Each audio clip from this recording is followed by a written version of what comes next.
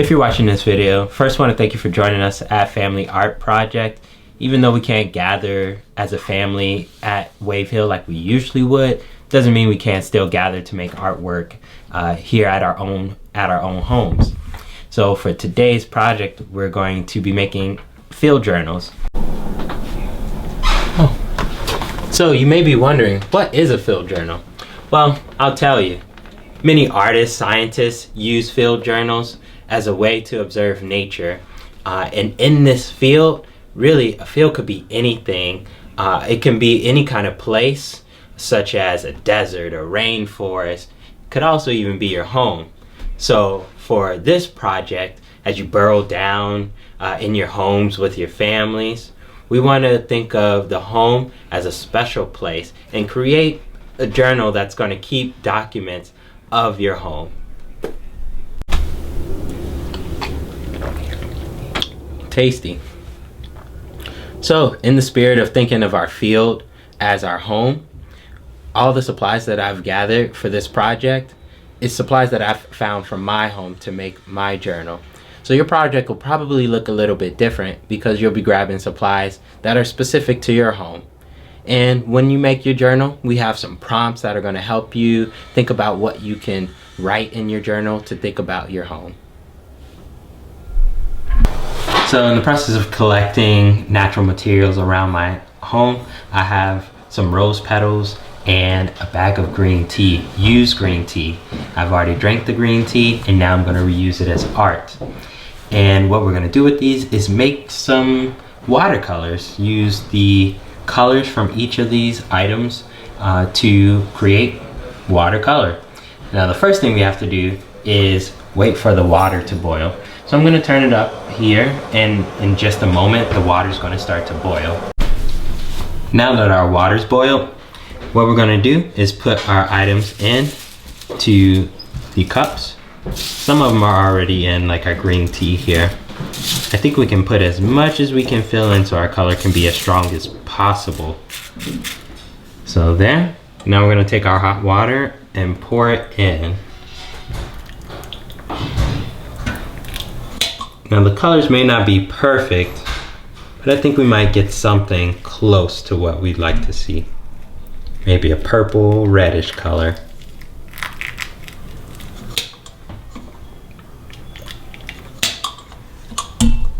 Let's pour a little bit in there. We're going to give it some time to steep and we'll check on it. I'm going to also stir it to make sure it gets a good mix.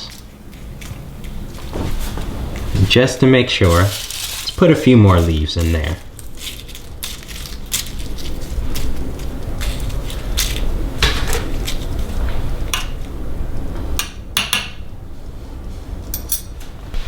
So what we are looking at here is actually a full inventory of all the supplies that I'm going to use for this project. We've got brown paper bag, we have different colors of paper, and this here is watercolor paper, so it's a bit thicker. We have natural materials which come from different plants that I have in my apartment, and we have magazine cuttings from art magazines that I like to read. One of the more exciting projects that I'm looking forward to us using are the colors, the watercolors that we made. This one has a green color. I don't know if it'll come out so strong, but I think it might come out nicely. This one here is really beautiful.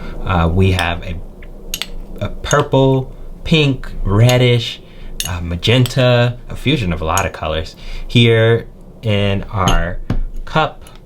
And then a last minute thing that was added, some coffee that I had earlier today that I didn't finish drinking, but I have just enough for some color to paint with, a nice dark brown color.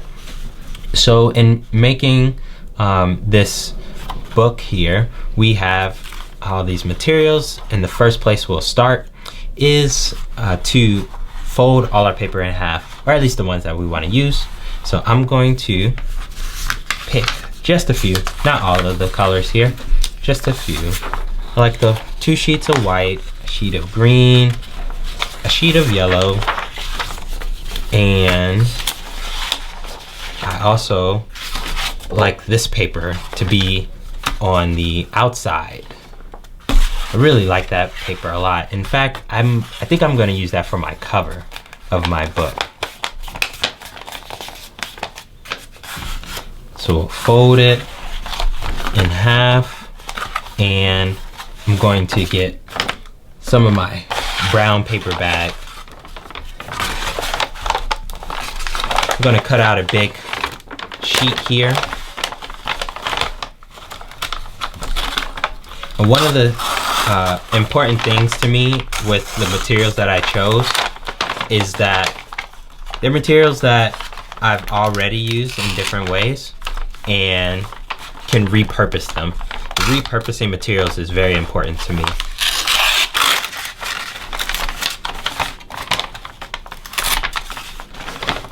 I'll put that to the side for now. Add this brown here on inside. And I've got different shapes and sizes of the paper.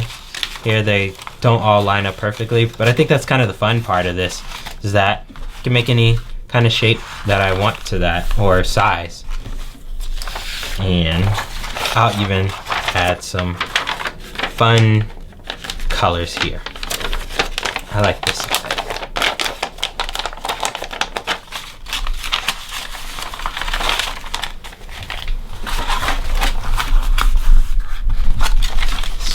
So I'm going to keep this here so that it stays in place. Material that I didn't show you earlier, but that's fun to use, could be fun to use, is this netting material. So I'm going to cut out some strings here.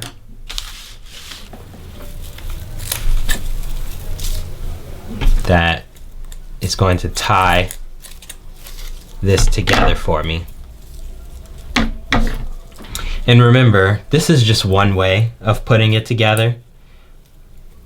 All you need to do with whatever book you make is just to have flat materials and a hole to rope something like this through. So I'm going to, now my hole is going to need to be a bit bigger than what's here so I can rope that through. So I'm actually going to cut the back side like so. And when you cut it all together like so, you have a big enough hole that'll go through, that your string can all go through.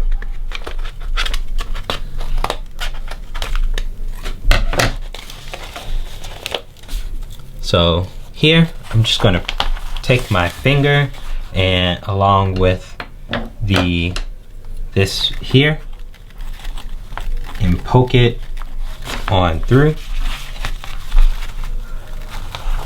Of course, this project, as any art project, comes with its challenges, and you have to figure out new solutions on how you'll do as you go along.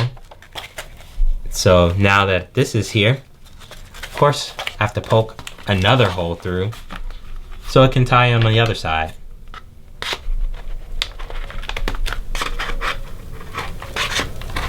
Or in this case, cut my hole.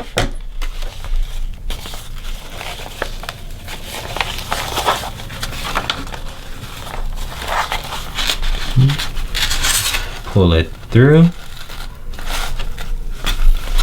And I can just tie this here, like tying a shoestrings, or tying a knot.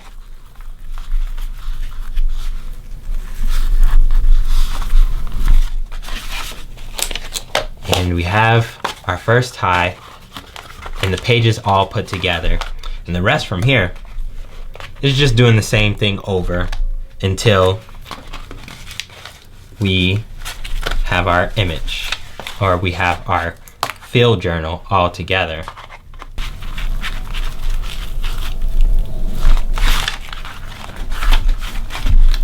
Here's our journal. One of the more fun, or most fun parts about it is actually now getting to use that journal. So now that we have it together and we have different kinds of leaves that we can use as references, I'm going to tape this leaf here at the top.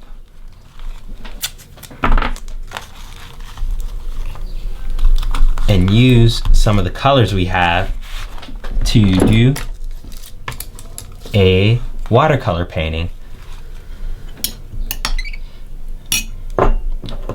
I like this rich brown here that I'm going to start off with to make a quick color. Let's see how well these come out. Wow, I really love how brown that color is from coffee. Let's try this green. I don't know how well this green will work because it hasn't sat for, or it sat for a long time, but might need more tea, but let's try it out. It's all trial and error. This green here didn't come out as green as I'd like for me, but I do enjoy how soft and subtle it is. So you may not be able to see it as well in the camera, but it comes out really nice it comes out pretty nice on the paper. I'm going to add in a color that I'm very excited about here. This red. Very strong, very rich in its color. I'm going to set that alongside me.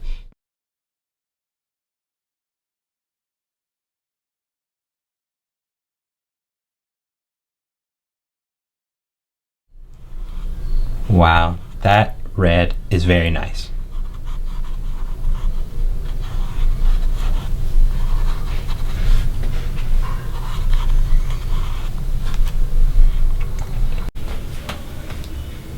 Oh, wrong cup. This is my rose petals I'm using for watercolor. Tasty. So there you have it.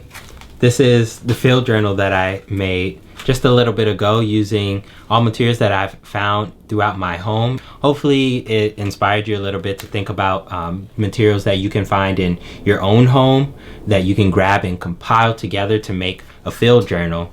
And hopefully it'll even get you to think about what home means to you, especially during this time when we are all nestled together in our home. It was important to me to use these materials because not only because I can find them in my home, but I can also reuse them in creative ways. Instead of just throwing them away, I found a new purpose for them that was fun, that maybe I wouldn't have thought about before if I wasn't in my home. So now it's your turn to make a field journal. And you can share your journal with us by taking a photograph, posting it on social media, and using the hashtag Family Art Project and the hashtag Depth and Distance and tagging Wave Hill. And we really appreciate you joining us in this video, and we look forward to seeing you next time.